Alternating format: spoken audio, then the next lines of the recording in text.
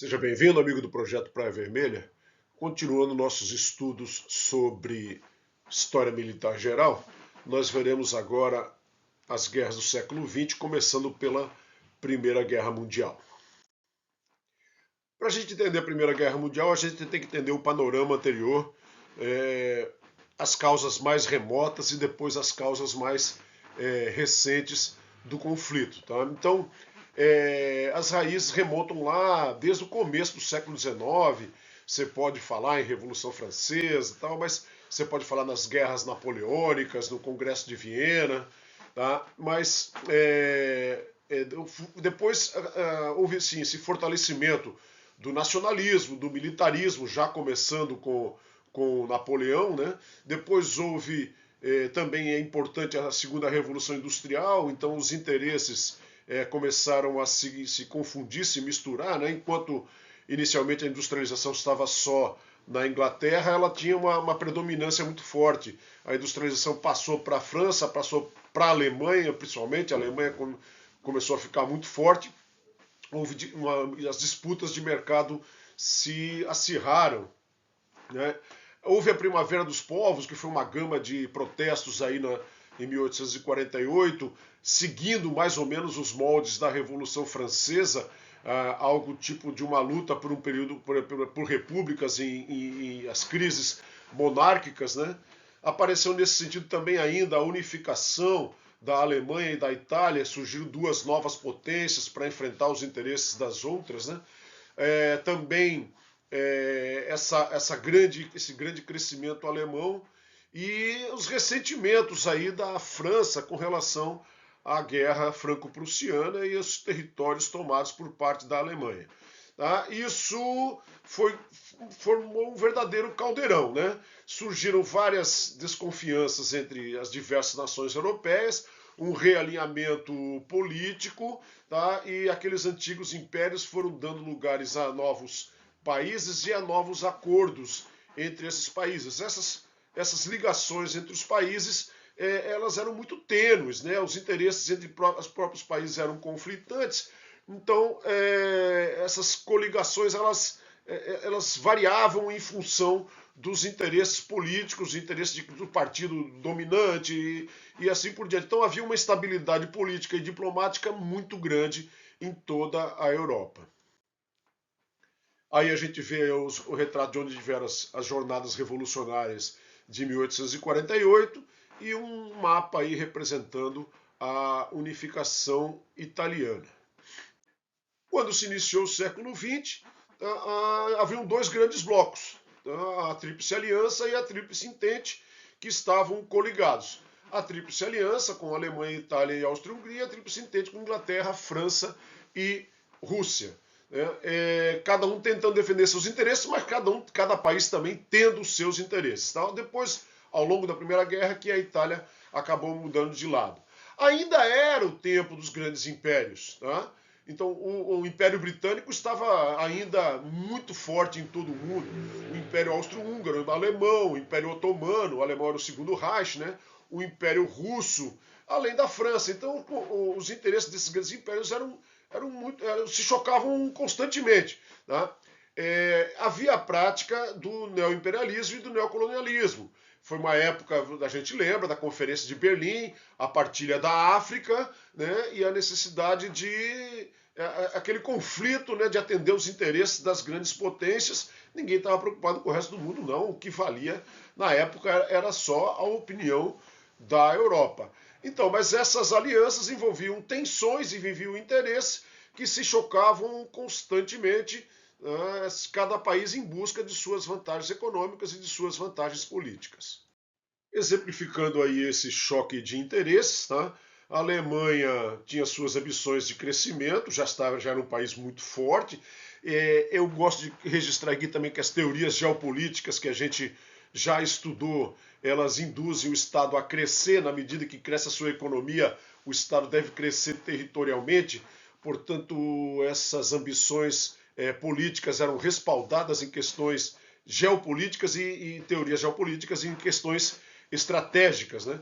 Então a Alemanha ela apontava para leste aí com a construção de uma ferrovia que ia ligar Berlim a Bagdá, já havia diagnosticado a importância do petróleo e essa ferrovia claramente bastante interessante para a Alemanha, em prejuízo do interesse de outros impérios. Tá?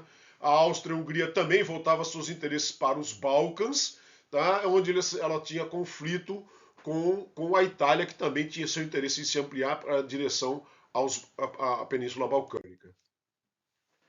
Já a França era o desejo de tentar restabelecer o seu poderio frente à Alemanha. Tá? Então a derrota para a Guerra Franco-Prussiana foi muito cruel, né? E muito ruim para a estrutura da França. A Rússia também sempre com o seu interesse, como a gente vê aí nessa figura, né? Interesse de sair em direção ao mar Mediterrâneo e poder comercializar por ali. Lembro que a Rússia tem uma dificuldade imensa nesse sentido, porque os mares aos nortes estão praticamente congelados praticamente o ano inteiro, e ela depende muito dali do Estreito de Bósforo e das Dardanelos, que pertencia ao Império Otomano. Então o interesse do russo ali é vital, inclusive, e permanece até hoje, né? A gente vê com a invasão da Crimeia e a guerra da Ucrânia, sem dúvida o acesso ao Mar Negro e, consequentemente, ao Mar Mediterrâneo é fundamental para os interesses econômicos russos. Tá? A Itália tinha um projeto de ampliação chamado de Itália Irredenta, onde ela se chocava também com o Império Otomano e com o Império Austro-Húngaro, né, conflito de interesses permanentes. E mesmo dentro dos blocos havia, então, claramente aí interesses antagônicos dentro dos próprios blocos, a Tríplice Aliança e a Tríplice Entente. Portanto, o Caldeirão estava formado.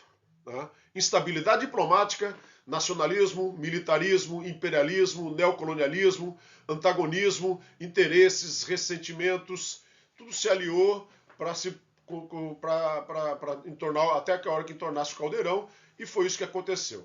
Aí teve crise de disputa pelo Marrocos entre Alemanha e França, onde as tensões ficaram muito altas, as animosidades nas guerras balcânicas cresceram também. Então, antes da Primeira Guerra Mundial houve um conflito forte ali nos Balcãs. A gente está vendo o mapa ali contra interesses do Império Otomano, do Império Austro-Húngaro e interesses de todos, né, na verdade. Tá? Então, e aí foi o assassinato de um herdeiro do trono austro-húngaro por um ativista que aí não foi feito pedido de desculpas que queriam, foi só um mero fato que já materializou aquilo que já estava pronto. Né? Aí o Caldeirão entornou e tudo aconteceu muito rapidamente. Tá? Então cada um acionou aí os seus mecanismos, as suas associações, né? E a guerra se desencadeou, se alastrou rapidamente. Então, e o conflito a gente pode dividir ele basicamente em duas fases, né? A primeira fase é uma guerra de movimento, onde as coisas aconteceram rapidamente, os estados queriam resolver as coisas de maneira mais rápida possível, e até que ocorreu o impasse, ninguém conseguia mais nada, e ocorreu a segunda fase, que durou 3 longos anos de guerra de trincheira, de uma carnificina outrora inimaginável. As campanhas ocorreram principalmente na Europa, mas elas também ocorreram, além da Europa Ocidental e Oriental, ocorreram também no Oriente Médio, nas áreas coloniais e nos mares. Né? Então o conflito ele foi chamado de Guerra Mundial porque ele realmente acabou envolvendo, inclusive, países americanos, países asiáticos, países africanos. Então realmente tratou-se de um conflito mundial. A Primeira Guerra Mundial também é conhecida como a Primeira Grande Guerra. Aí vai do gosto do autor. Então, as alianças sendo acionadas, a Alemanha invadiu a Bélgica, e pela Bélgica, pelo tal do plano Schlieffen, ele fez uma ofensiva muito forte contra a França, tentando envolver as forças francesas. A Inglaterra, já diante da invasão da Bélgica, que era neutra, também já acionou o mecanismo e começou a fustigar as tropas alemãs pelo norte. Tá? Então, ela entrou no conflito já apoiando a França, e a França ofereceu uma resistência, ofereceu uma contraofensiva, e a partir de um determinado momento as forças alemãs perderam a capacidade de fazer aquele plano inicial de envolver a França e tomar Paris por trás, inclusive. Né? Fazer uma pinça, né? Você dá para ver aí pelo mapinha que as tropas viriam de várias posições, fariam uma pinça envolvendo a França e derrubando a capital francesa, o que não se configurou. Então, as forças aliadas de defesa resolveram atuar no flanco exposto do exército, o que dificultou. E aí chegaram até a beira desse rio Ypres, aí eu até não sei se é assim que se fala, também para nossa prova não faz muita diferença, e após alguns meses de combate, em outubro, começou a se entrincheirar e os conflitos passaram a perder profundidade, né? E começou aí a segunda fase da guerra de trincheira. Tá? Na frente russa, aí, o exército alemão também teve uma grande vitória e também conseguiu avançar para leste. Durante esse período aí de Guerra das Trincheiras, a gente pode destacar algumas batalhas, mas na verdade nada foi muito relevante não. Tá? Então haviam pequenas vitórias, pequenos espaços conquistados em troca de muita gente morta. Aí surgiram tentativas de se quebrar essas resistências, né? Então, o emprego de gases tóxicos, né, que depois ficou proibido, mas ele foi empregado intensamente na Primeira Guerra Mundial, tá?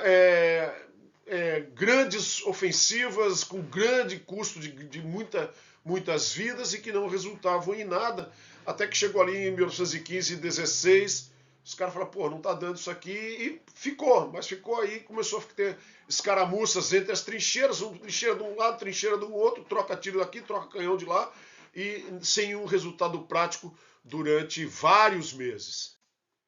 Merece registro aí dentro desse cenário, batalhas naval ali no Mar do Norte, com o grande uso de submarinos já por parte dos alemães, o que era uma novidade, e aí o afundamento de vários navios mercantes de vários países, o que acabou redundando numa conquista de mais inimigos para a Alemanha e sua coligação, né?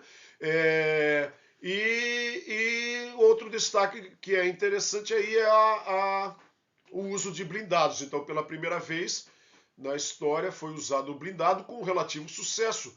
Relativo sucesso porque, na verdade, o blindado realmente ele rompeu as linhas iniciais, mas ele ainda não tinha autonomia e capacidade não conseguiu se fazer efetivamente o aproveitamento do êxito, aproveitando a velocidade e a ação de choque que o blindado proporcionaria, mas foi uma primeira experiência de muitas posteriormente adotadas com o emprego de blindado. O ano de 1917 foi um ano de grandes transformações. Tá? Então, com o afundamento daqueles navios, os Estados Unidos resolveram entrar na guerra contra a Alemanha. Já havia também uma razão histórica, né? Aliado os Estados Unidos à Inglaterra, as raízes eram muito próximas. Né? Então, os Estados Unidos entraram e passaram aí sim começou uma diferença sensível para um dos lados. Tá? Embora com o Império Russo acabou saindo da guerra, também em 1917.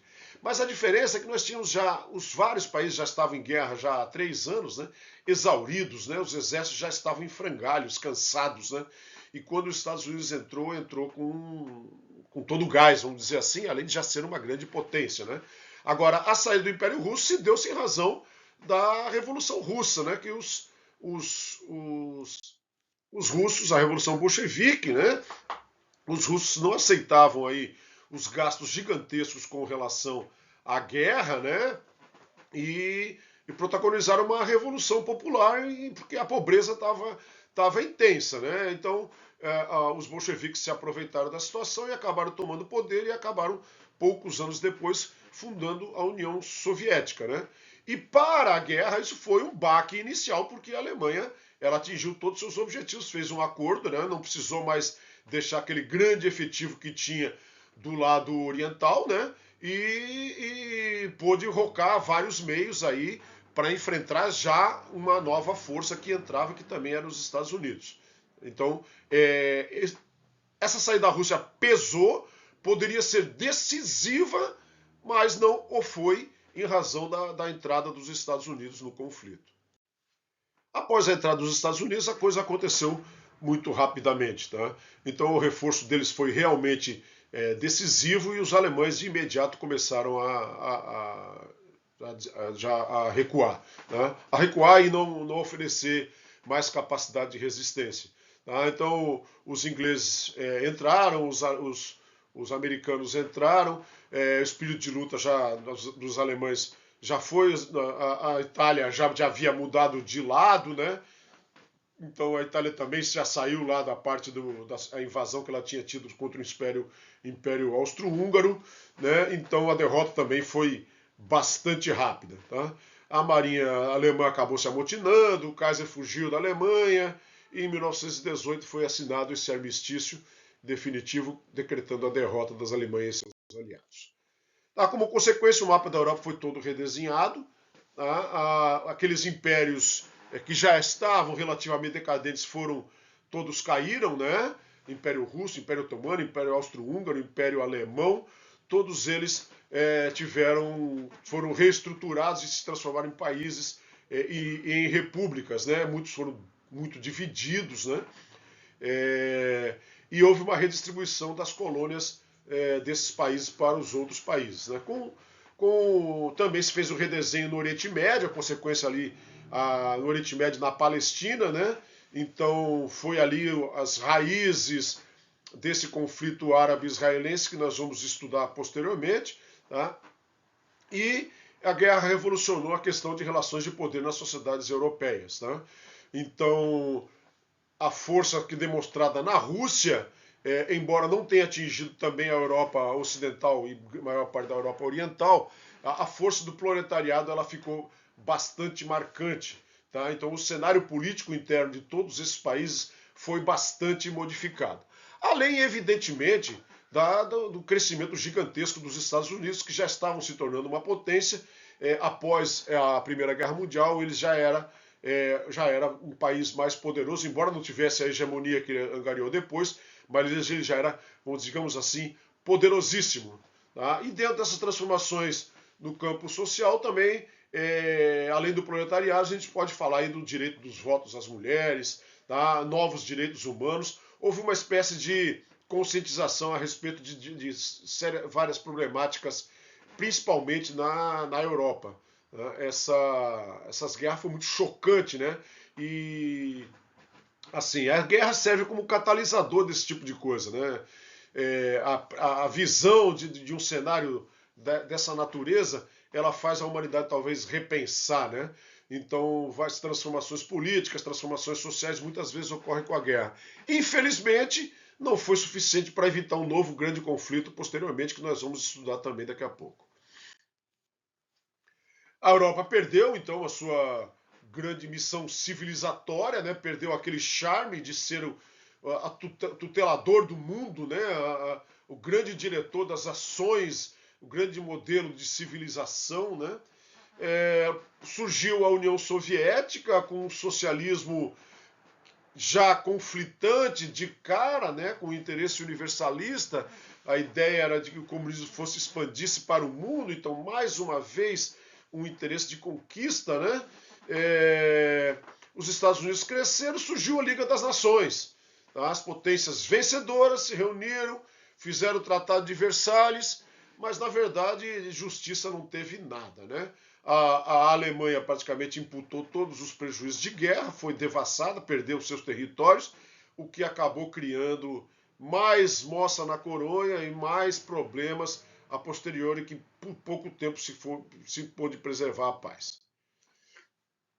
No campo da técnica e da tática de guerra, destacam-se aí o emprego de submarinos, de blindado, o emprego da aviação, né? A primeira vez a aviação teve um emprego consistente na guerra, né? Uso de gases, exploração intensa das comunicações, fogo em movimento como manobra, já existia isso antes, mas ele ficou muito mais claro ainda a sua necessidade. Tá? Desenvolvimento de novas doutrinas de artilharia, de trabalho de Estado-Maior, serviço militar, propaganda e preocupação nova com o componente ideológico, né? E até mesmo com uma preocupação com o ponto de vista da população já começava a surgir aí.